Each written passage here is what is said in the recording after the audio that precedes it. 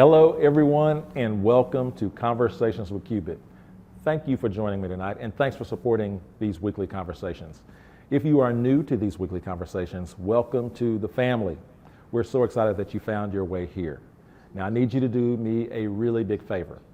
Would you please share this conversation just by hitting the share button right now? Would you do that for me? Share this conversation with your family, your neighbors, and your community. I promise you, the conversation you are about to be a part of will not disappoint, okay? Also, we are really encouraged by your feedback that you provide during and after the broadcast. So please feel free to engage with us during the live stream. It helps a lot. I need to also mention that all of the emails, the text messages, the countless inbox messages supporting these conversations have been really encouraging. So be sure to check out some of the past conversations, which are now being added to YouTube. So just search Conversations with Cubit on YouTube, subscribe, and browse through the conversations and find some of the ones you missed. You won't be disappointed. Special thanks, special shout out goes to Green Pasture Studios and my friend Richard and Amy James for hosting these weekly conversations. As you can see, we're not there tonight. I'll tell you more about that in a second. But Green Pasture Studios is out in Spencer, Oklahoma. And what is happening out there is amazing. Yes, they are making full-fledged movies out in Spencer, Oklahoma. Look them up and learn all you can about the work they're doing out there. You won't be disappointed. Now, as you know, I only have 3 simple goals for these weekly conversations, and one is to add value to people and to my community. 2 is I want to inspire you to believe in what people and communities can become when we're willing to work together. And last but not least, 3, love people, period.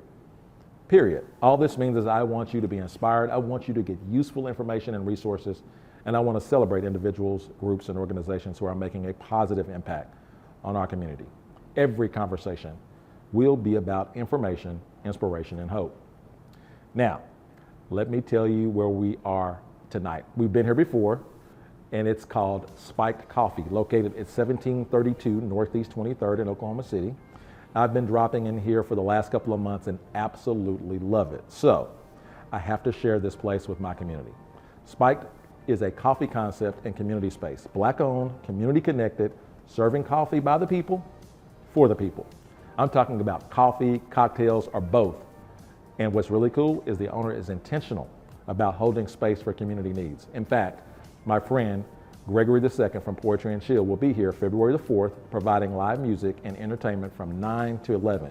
Now you got to get tickets, so call ahead and get that arranged. And this place right here is a great place ran by the friendliest people on earth. So do yourself a favor and come check them out as soon as you can. Now let me ask you a question.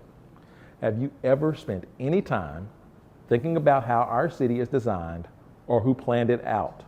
Who planned out the spaces we now live in? How much thought and intentionality goes into culture and the people as our spaces are designed? Well, my guest tonight has spent a great deal of time thinking about all of this and much, much more. My guest tonight is Miss Vanessa Morrison. Morrison is a planner and community development professional who is dedicated to empowering her community.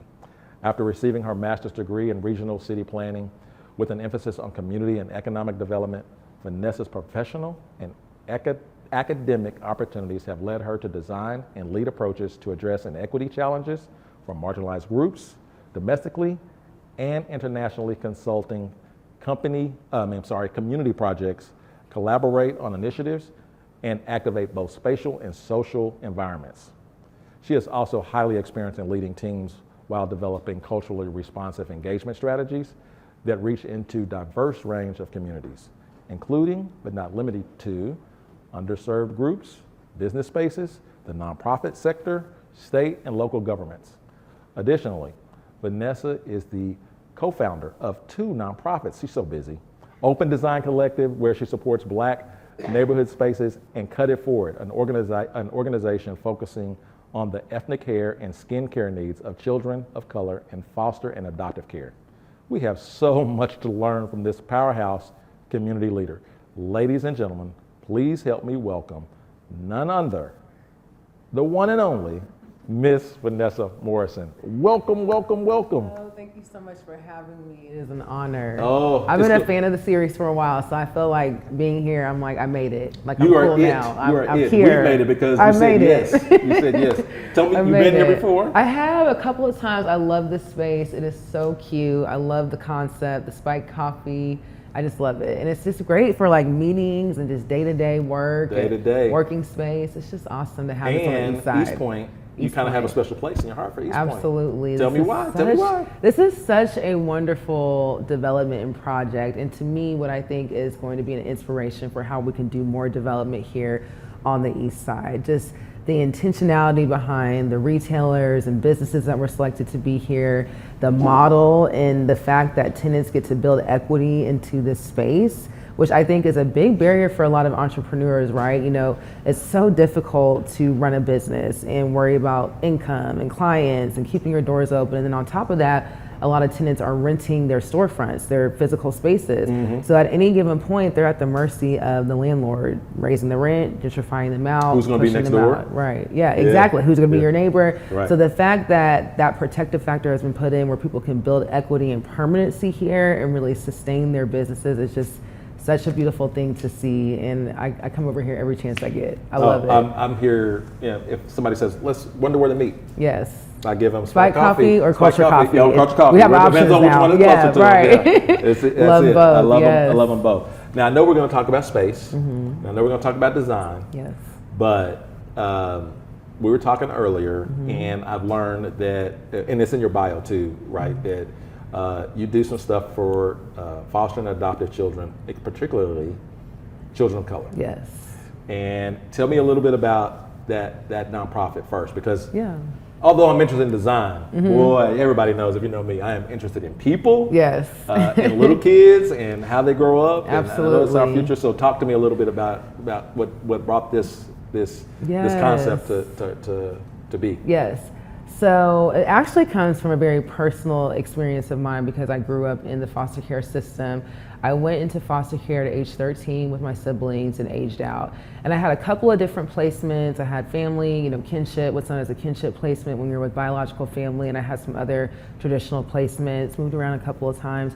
But it was really, even as a teenager, that the ministry of Cut It Forward was put on my heart because I was living the experiences of a Black child in a system that was not designed with my needs in mind.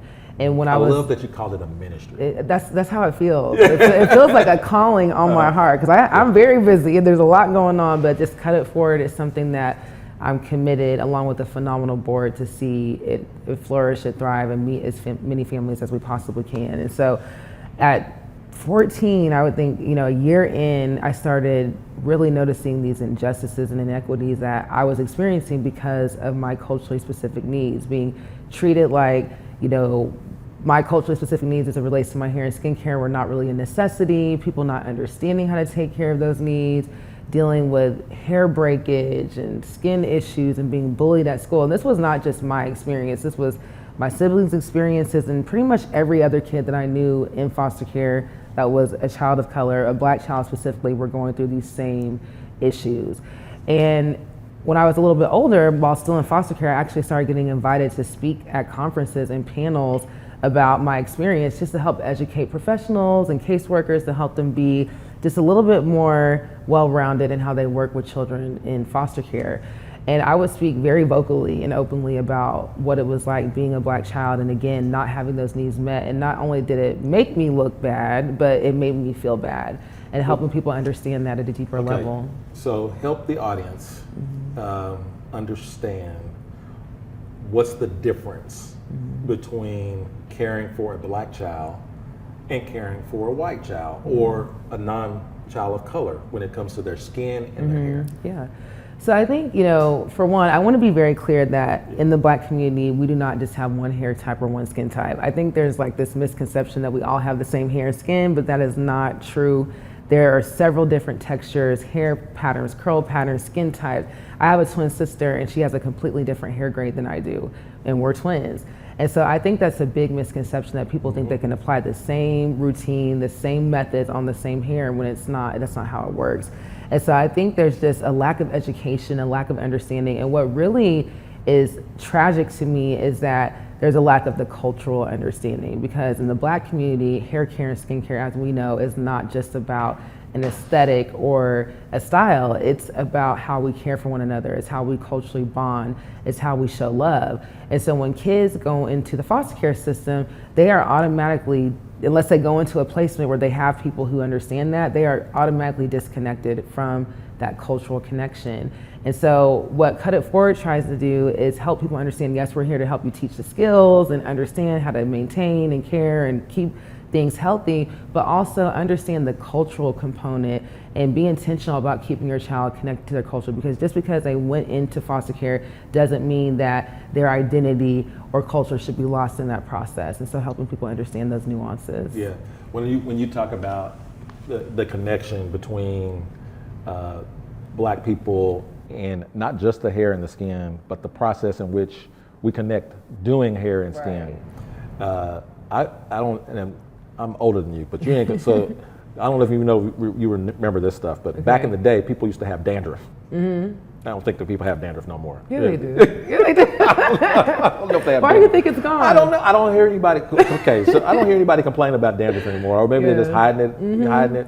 I think there's more products out here. There's a lot more products. There's more options than back in the day. Okay, Yeah. but so the way you treated dandruff when, and I've looked back on it with fond memories now, but there would be women in our family that say, okay, you're my treatment for the dandruff. Come scratch my scalp. Okay. Does it make sense? Yeah, I mean, I feel like I've heard people do that. I haven't done that. I know, I haven't had okay, anybody so that's scratch why my I'm scalp. updating I feel myself. like I need to set that up. It sounds like a really great experience. But I've never had anybody scratch as my gross scalp. as it was, as terrible as it was, and do I want to do it again today? No.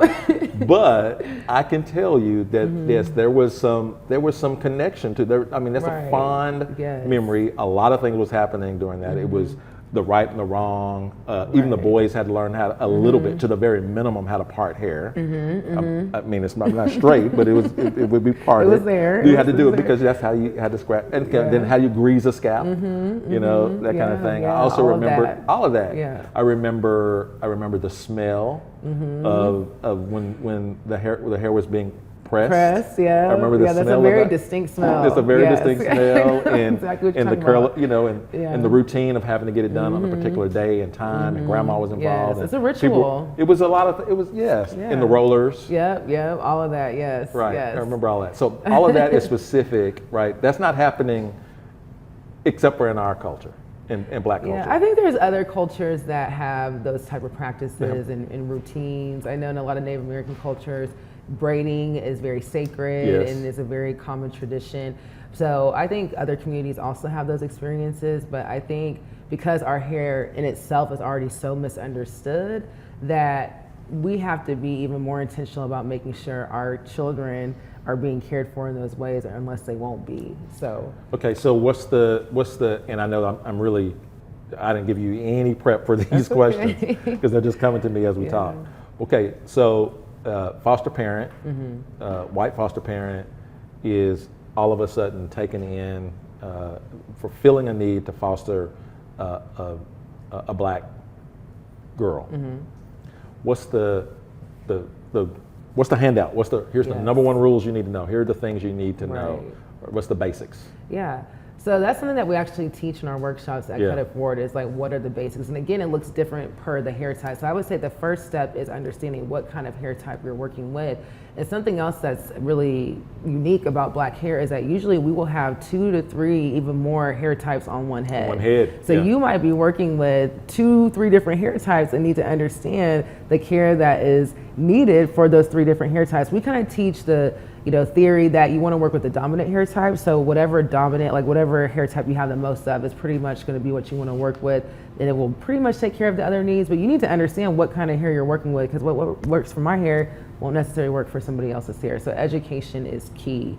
And Cut It Forward, we try really hard to make that information accessible. So we do the workshops. We also have a digital library on our website, because when we first started, and even to this day, we had so many people from all over the state, all over the country, even someone from the UK. I don't know how people are finding us. The algorithm, I guess, is in our favor, but people are reaching out saying, hey, can you teach us how to start Cut It Forward in our community?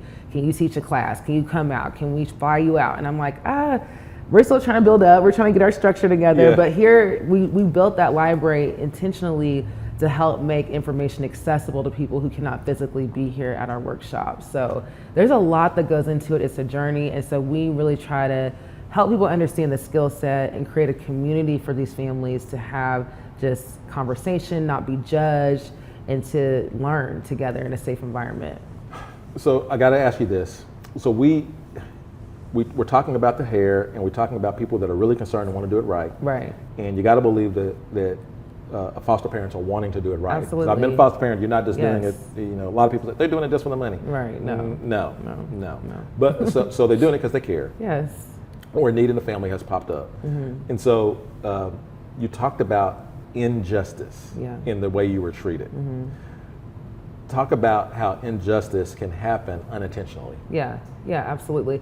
I think it happens unintentionally all the time, but it doesn't mean that the injustice doesn't exist. Okay. And so I think it's important to have transparent conversations about where can we learn, where can we train, where can we strengthen our programming, because even though no one's purposely trying to hurt anyone, doesn't mean you're not hurting someone. Doesn't mean that someone's needs are going neglected because you didn't mean to. So I think people just need to be open and honest about where they need to learn, how they need to learn, and being proactive about making sure they have access to that education. And I think systems can do better too, right? Like something that I learned about Cut It Forward, as we were starting Cut It Forward, something I learned about the system is that there's really no mandated training or required training for people to understand culturally specific needs as it relates to Black hair and skin.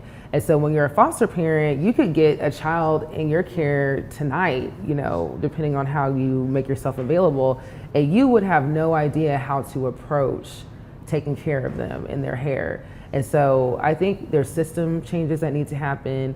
And I think that there needs to be more investment in programs that help people understand and provide the services so people can learn. And because I know people want to learn, they want to do better, they just don't necessarily know how. And even with all of the Google and YouTube and articles out there, it's almost more difficult because there's now more content that you have to navigate through and try, and well, this didn't work, and now I gotta try again. Now I'm getting discouraged. Well, now, you know what? Now I'm gonna give up, and I might not even foster a Black child anymore because I just can't handle the need. Or This sounds like a full-time job for you. It's a job. It is. Luckily, how many people helping you? We have a board of 6 people, Okay. And then we have a part-time employee. Thanks to a grant, we were able to hire a part-time employee, and we're working on building it up because it is a full-time job, and the need outweighs the capacity. What about the opportunities to volunteer? Because I'm thinking of somebody in my household. She probably knows who I'm talking about. My wife, who is excellent with hair, loves to do it. Yeah. And it's like I said, it's a connection point for all the girls and some of the guys in our family. So what about volunteer opportunities, and what would you need a volunteer to do? Yeah, so with our workshops, we're always looking for volunteers, people especially that have experience with hair care, with teaching, with mentoring and training. We love those type of volunteers because our part-time employee is leading all of those workshops, and it's really a 2 to 3 person job. And we have had guest speakers and consultants come in, and hairstylists and barbers come in and be guest speakers and help train, but we're always looking for individuals to help because usually those professionals, their schedules are very limited. They work, but they're not working, they're not able to make money. Saturdays are their busiest days. Well, Saturdays is our great day for us to do workshops. There's a lot of conflicts in being able to work with a licensed professional. And while we still are able to bring those professionals in, it would be great to have even more volunteers that are ready to go out and do trainings and workshops for families. So cutitforward.org is where they can connect with us. Cutitforward.org. Just follow us and communicate with us and get involved. Yeah. What do we need to know about? Anything else we need to know about that you want to share about growing up in the foster care system? How do we help foster parents? How do we help the system? How do we, based on your experience, what do we need to know? Yeah.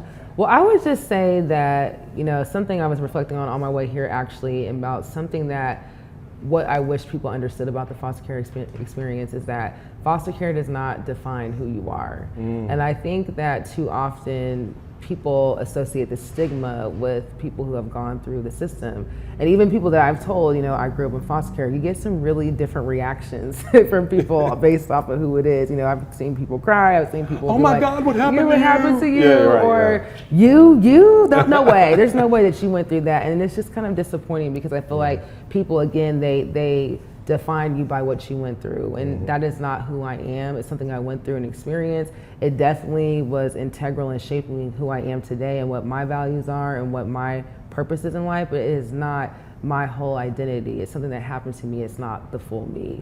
And I think that people just need to understand that better, and we got to do better as a community to support kids in the system so they can grow up and transition into a healthy adulthood. So And that's a whole conversation. Yeah. That is a whole conversation. It is. Okay, so you went from, obviously you became passionate and started speaking about your experience in foster care. How do you go from that powerhouse of a job, right, and responsibility to speak for not only for you and your siblings, but you were speaking for a whole lot of kids in the foster care system. But how do you go from there to designing culturally specific spaces? So that's like a big leap. So Like, it was a journey. So after I was doing the advocacy work while I was still in foster care, grew up, started Cut It Forward, was doing that work, still doing that work. But professionally, that's always been like a passion project of mine, but it was never my full-time job. So a full-time job, has always been in the social services field and working specifically in the domestic violence space and supporting children and women and men and families transitioning out of abusive situations and going into what we hope to be, a healthy transition into independence. And so in my early 20s, one of my first jobs in that space was running by myself. I cannot believe this. Running a domestic violence shelter by myself. Where was this? In Norman. Okay. And so there was like a morning shift, a afternoon, evening shift, and an overnight shift. And the afternoon to evening and the overnight, you worked by yourself. I don't know if it's still like that, but I was like 22, 23 working by myself. Wow. And I was working, when you're working in a domestic violence shelter, you get calls all throughout the night and you are working to help people in a lot of situations save their life and get to safety. And so I was there for 4.5 years. I promoted and worked in different roles, but working in that shelter, I think, was really when I started asking myself, why is it so difficult for people to thrive in their neighborhood, in this community? And especially a community like Norman, right? Like very well resourced, very well, thought out community, great leadership, a lot of resources there, but still people were struggling. And we would be working so hard at that agency to support people, help them transition, get to safety. Okay, we got you, we helped you get a job, we helped you get your kids enrolled in school, we're helping you get into housing. And they would leave from one adversity and go into another because the kids weren't able to go to a good school. They couldn't afford a decent home. It was difficult for them to get anywhere because they didn't have a car and the bus route didn't reach their neighborhood. So many barriers and layers that, in my opinion, really, when we talk about the cycle of domestic violence and the 7 to 11 times that people have to go back before they're able to fully break away, that's part of the reason why people go back. That's part of the reason why people go back, because it is so difficult for people to live a decent quality of life on a minimum wage salary. And so I just started getting so frustrated. Like, I was loving my job. I was very rewarding, loved the agency, but I was like, we gotta do better than this. Like, what can I do to help be a part of those conversations and how our cities are shaped, planned, resourced, and designed? And for some reason you landed on spaces. Yeah. So, because for me, I'm hearing that, but I don't know why my mind would not have landed on the environment, like the spaces. Yeah, absolutely. And mine didn't either. I didn't even know what a city planner was before I went to city planning school. I had no idea. I just got online one day. I think I was working with the family. I got home like, this is it. I knew I wanted to get my master's degree. I was planning on going the licensed professional counselor route, but decided that wasn't really for me. But I wanted to, again, kind of understand at a deeper level, why are cities like this? Why is it so hard to live in the city, in the neighborhood? And so I got online, I was Googling graduate degree programs, and I found regional city planning. And at OU, and I loved the description of how planners focus on communities holistically, the social issues, the physical space issues, the economic issues. And so I was like, man, maybe this kind of sounds intimidating, but I don't know what a city planner is, but maybe this is a pathway for me to do the kind of work that I hope to do in the future. So I contacted the department. They had me come in and shadow a couple of classes. Next thing you know, I was applying and I was in the program and Wow. graduated. So I would have never known. I would have never thought either like city planning could be a mechanism to help address some of these adversities that people are living through and going through. But after going through the program and learning more about the profession, I'm like, yeah, this is here. And we need more people represented in these professions. Give me an example. How long have you been doing it now?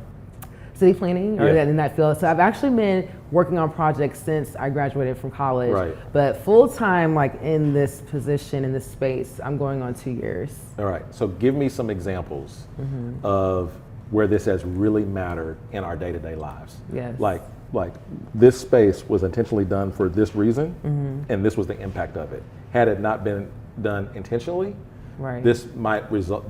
These type of results might happen. Can you give us? Yeah, I'll do my best. Yeah, Okay, I know it's a tough question. No, that's a really great question. I think, I would like to focus on this development, the space that we're in here today, Okay, East Point. Spiked Coffee, yes, East Point. And again, I just think this was a commercial strip. This is a revitalization development. This is not a new, it looks like a new construction. It's so beautiful and Yep, it was already sparkling and beautiful. It was already here. Yeah. And it had businesses, beloved businesses, and I don't really know the backstory about historically what happened, but essentially this commercial strip was laid vacant for many years, fell into serious disrepair, and was really like a point of pain, I think, in the community, especially with the businesses that were here. Family Affair restaurant, everybody loves Family Affair, and just the vacancy in it's almost like the space was forgotten about. Yeah. And so when the development team came in and revitalized the space, it brought in this energy and this hope and inspiration for the community. It's not just about the businesses, it's about the representation of we matter, investment belongs here. We deserve nice things. We deserve a coffee shop where we can come and sit and work and have conversations. We deserve kindred spirits to be able to go have a cocktail after work and not have to go to another part of town. Just come over in our community and enjoy these spaces. And the fact that they were able to create a model, again, that helps people build permanency here, I think is just such a beautiful example of how community investment can be done in a very intentional way. And it's brought in services, it's brought in amenities. When we think about Northeast OKC, there is a severe lack of amenities and services, which makes it hard for people to live over here full time because there's not a lot of options for you to get your basic needs met or even have joy and share community and come together and have fun. And so to me, this is a symbol of hope for the future, and it's creating opportunities for entrepreneurs to build wealth. It's creating spaces for people to come together and have joy and fun, and it's serving the community in a way that really hasn't happened in many, many years. Right. So you're working on projects now Yes. that we will hopefully see later Yeah. here in Northeast Oklahoma City.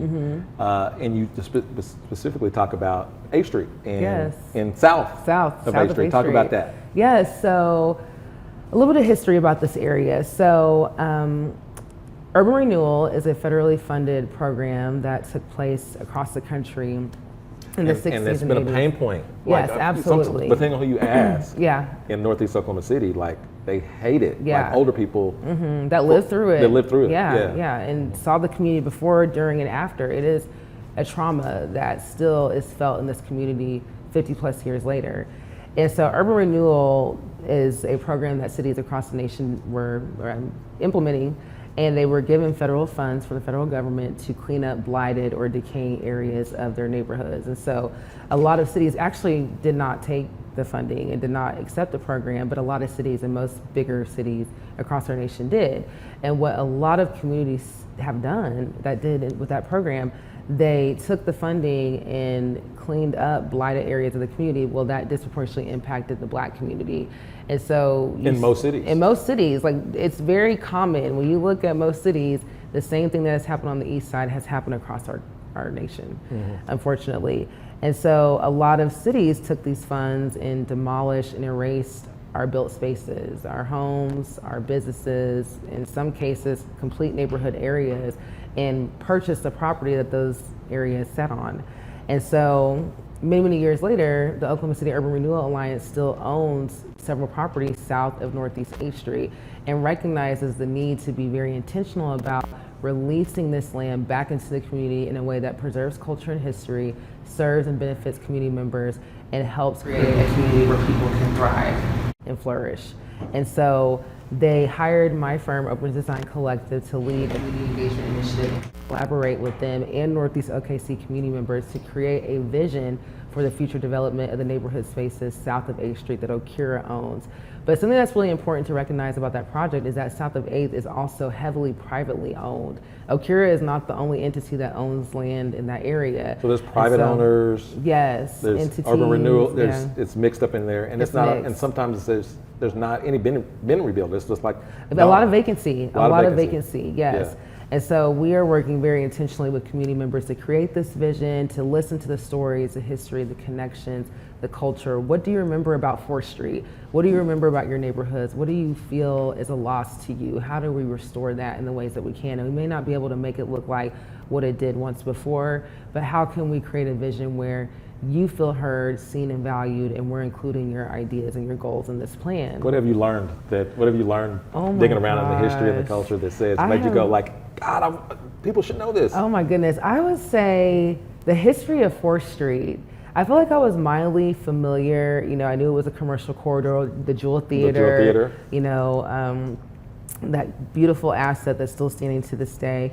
But I didn't really know how dense it was. And when you look at historic maps and you see 4th Street and all of the businesses, the barbershops, retail, pharmacy, I mean, it's just crazy to see the contrast between now when you see a lot of vacancy versus the historic maps and how it was a thriving commercial corridor that was serving that community. And so I'm just hopeful and excited to know that we could come back to that. Where did it run? Did it run from Martin Luther King to where, or where did that corridor kind of start and stop? Yeah, that's a really good question. I don't know if it went all the way to Martin Luther King, but yeah, it was. Eastern back then, which was Eastern. Connected to Deep Deuce, Okay. I think further east, but I'm not quite sure exactly what the boundary is. Yeah. And then also the construction of the highway, which was initiated by Urban Renewal, also towards the community and caused a lot of harm, displacement. I-40. 235. 235 Yes. on the other side. Okay. Yes. Right. And so, yeah, there's a lot of spatial trauma that has happened, and we are doing what we can to help the community be heard and lead the process of visioning for the area. That's good. All right. So what should we know? Like, here's what an old man told me this a long time ago. And I'm calling him an old man because he's older than me. Okay. Okay. I'm not trying to. Right. He's an old man. And I was at a community meeting, and he stood up and made some comments, and he sat back down by me, and then he started a side conversation with me. And this is what he said, and I'm paraphrasing.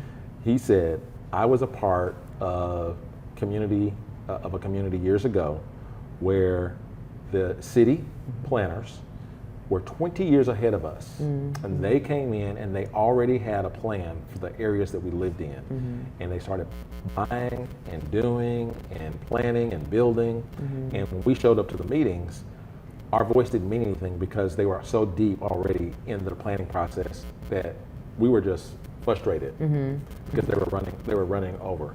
So I guess my question is, how much truth is it that city planners are way ahead of our right now in planning?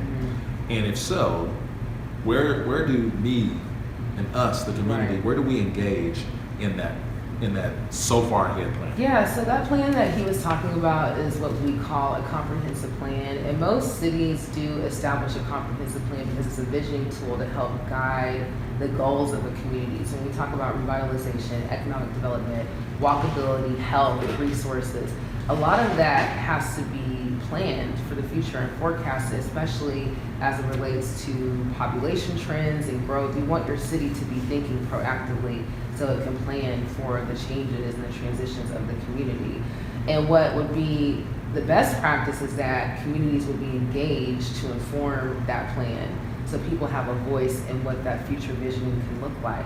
But what a lot of cities have neglected to do is do a good job of engaging people, or not using the right strategies. Or maybe you held a town hall, but you held it at 3 o'clock in the afternoon and no one was able to go because everybody's at work. Right.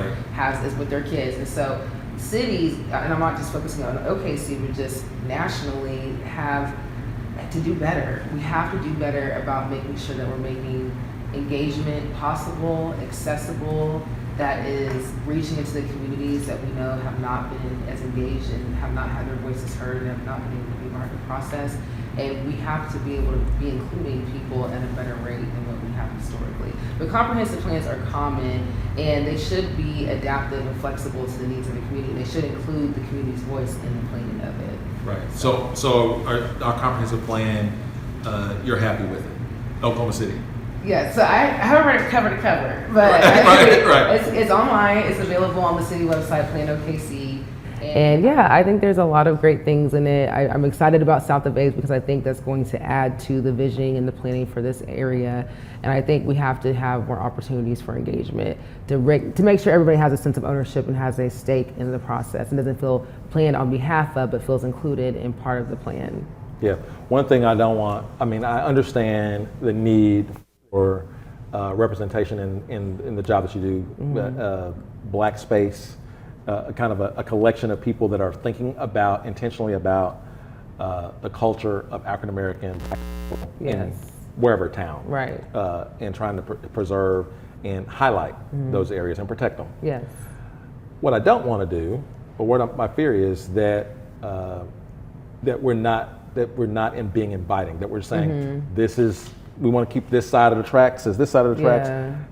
Are we thinking about, yes, we want to be culturally specific, but we also want to be inclusive. Right. How do you do that? Yeah, that's a really good question. I think, for one, we have to get out of these binary ideas that it has to be one or the other, or just because people are doing culturally specific work means that we don't care about anybody else or no one matters. It's almost kind of like the all lives matter argument. Right. Like, no one's saying that all lives don't matter. We're just saying ours do too. And how do we make sure that we're included in the all lives? You know what I mean? So it's not either or, it's everyone, but we have to be sensitive to the fact that many communities of color, and with my work in the Black community, there have been so many disproportionate harms and disparities and exclusion that we have to be strategic and focus on how we make sure that community can heal, can thrive, can be involved, can build trust, even want to be engaged in processes like with city planning.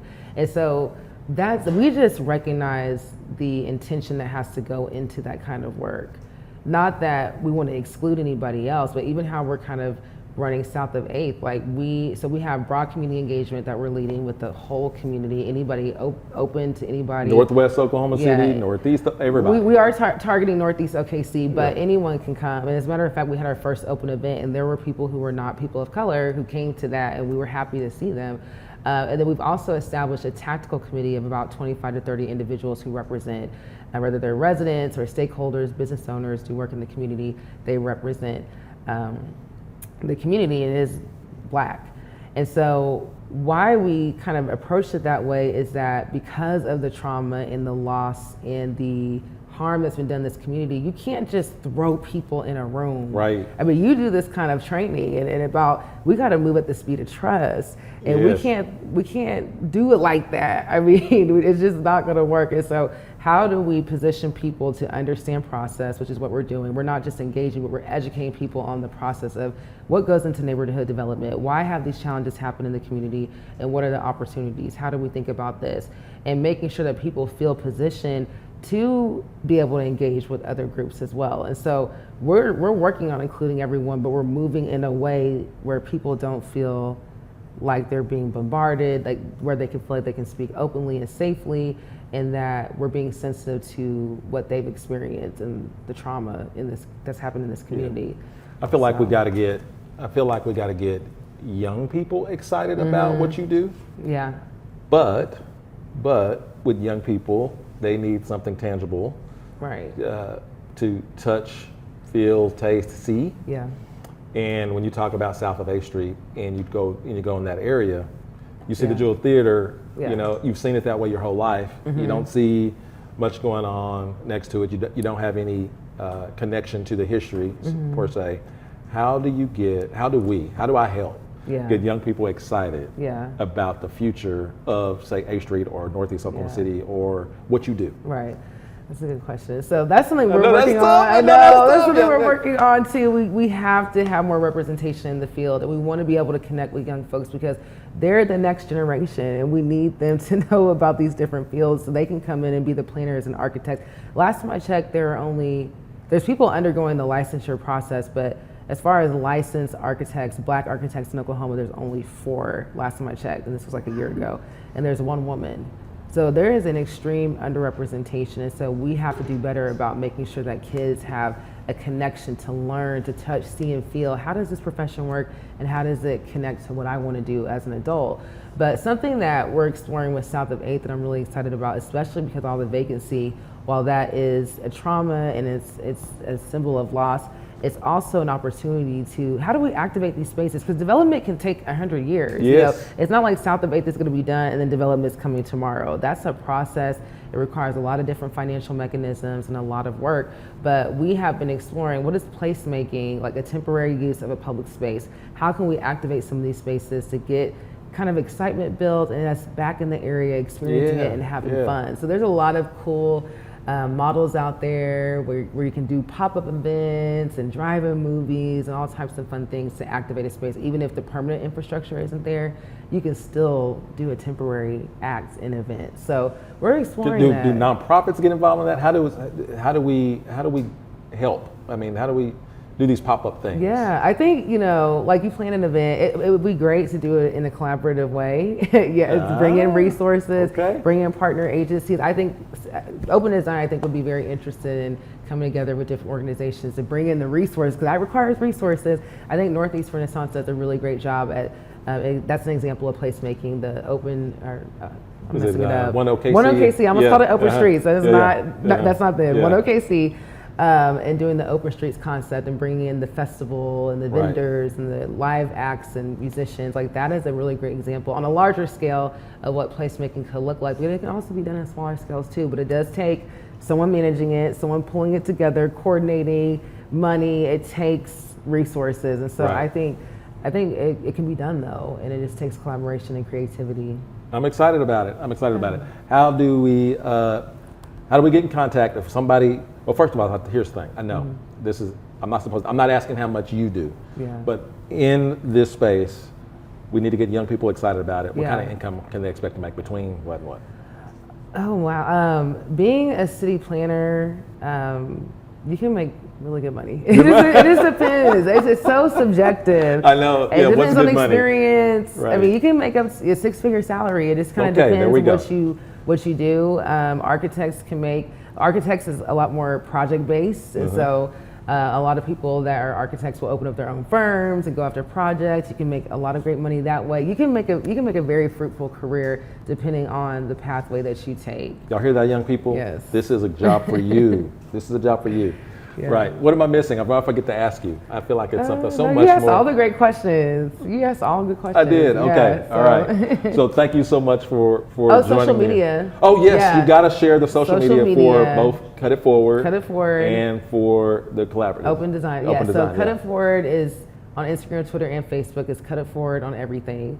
Open Design Collective, we're actually going through a rebrand, and so we don't have our social media up, but South of 8th has social media established. Okay. So South of 8th on everything, Twitter, Instagram, and Facebook. And then Black Space Oklahoma also has Twitter, Facebook, and Instagram, and a website, blackspaceoklahoma.com. Blackspace Oklahoma.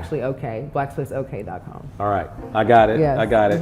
Thanks so much to Spike Coffee for hosting us at the Thank last you. minute, and we Wonderful. love being here. I'll be here Yes. probably tomorrow morning with the meeting, all that kind of stuff. So thank you so much. It's Thank all about you. community, and look everything up. Yes. We'll see you later. Thanks a lot. Thank you, guys.